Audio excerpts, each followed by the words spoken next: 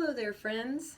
I'm sure you remember that fateful day in January of 2019 when, yes, a whole year before the pandemic, so basically a lifetime ago, when plastic straws became banned. They could be requested at some establishments got rid of them altogether, and even other places offered a more eco-friendly option of a paper straw, which, let's face it, paper straws suck, no pun intended.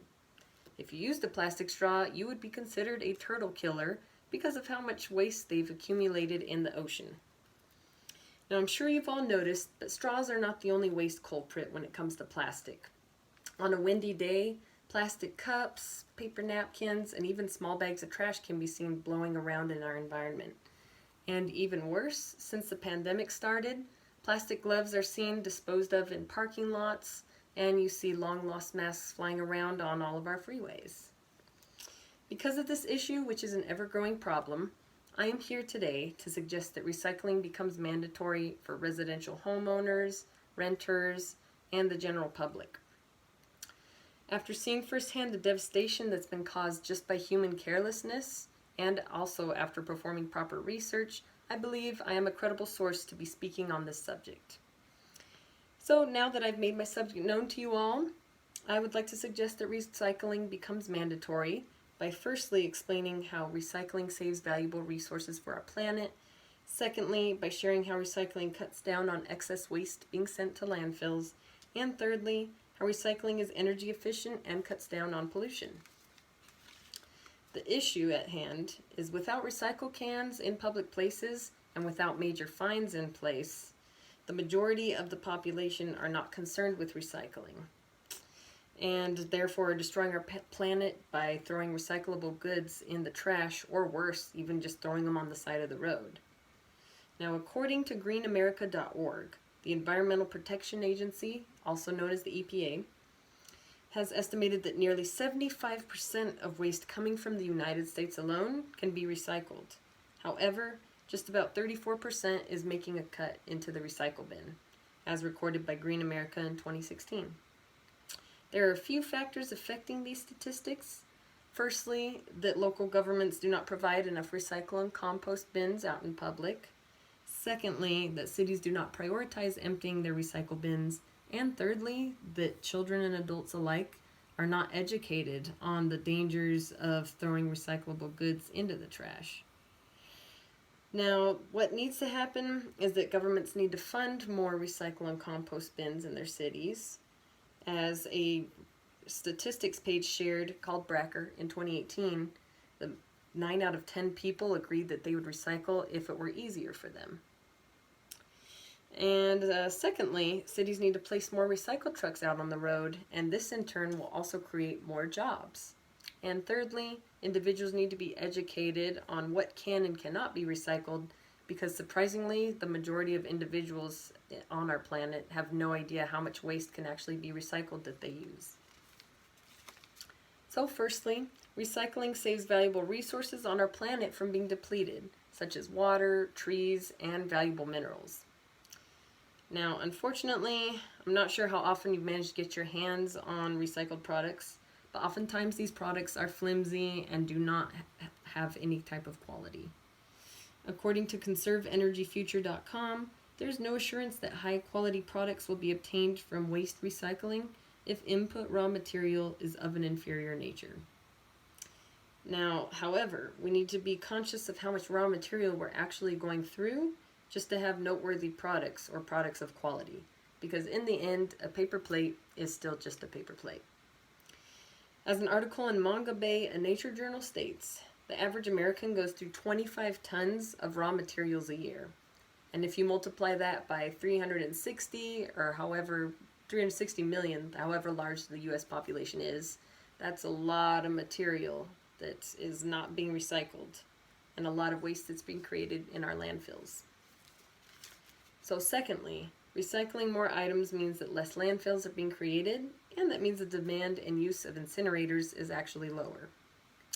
Now, some individuals might argue that recycling is costly, and if we're not creating more landfills for waste, then we have to create more recycle centers, which essentially can be considered recycle waste centers.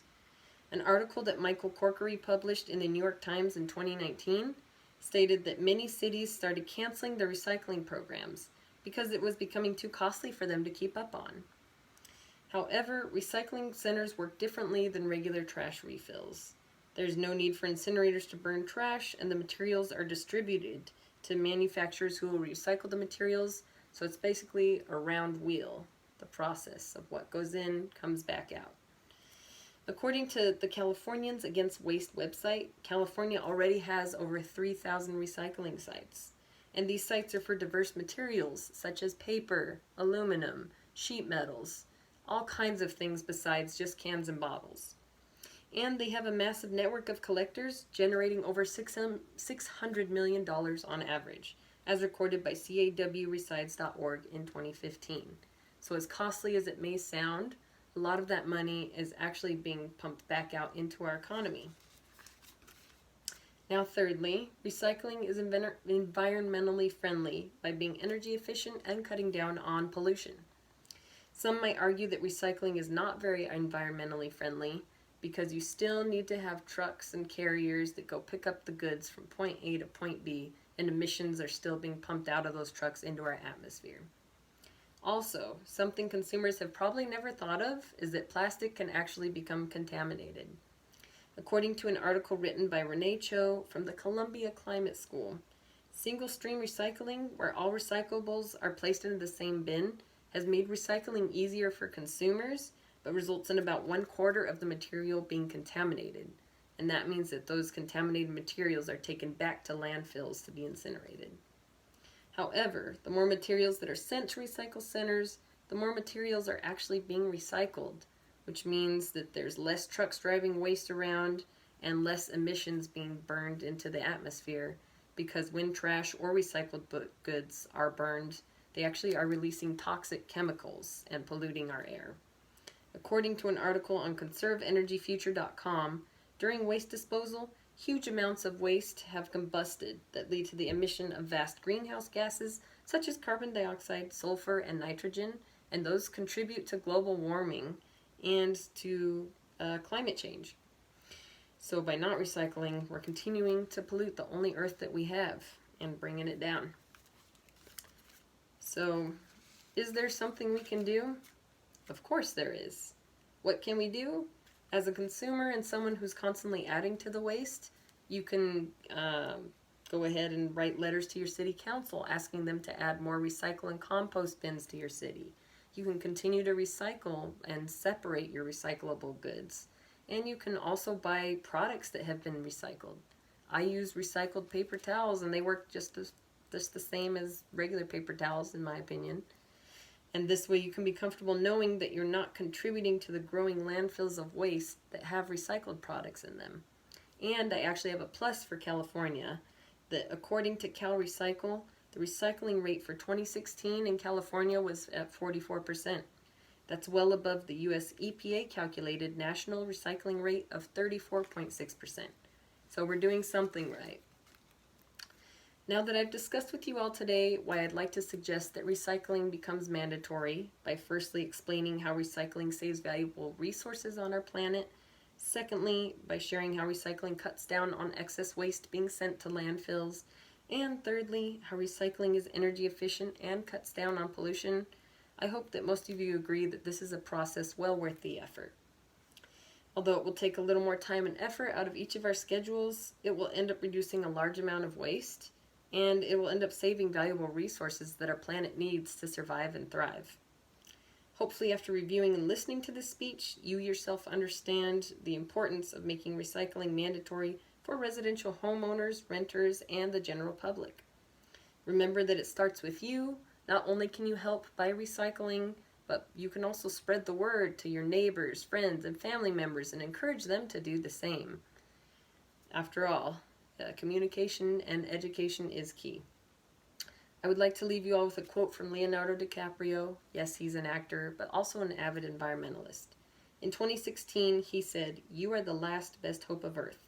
We ask you to protect it, or all living things that we cherish our history." Remember to protect and love our Earth, because as devastating as it may sound, we are our last hope. Thank you.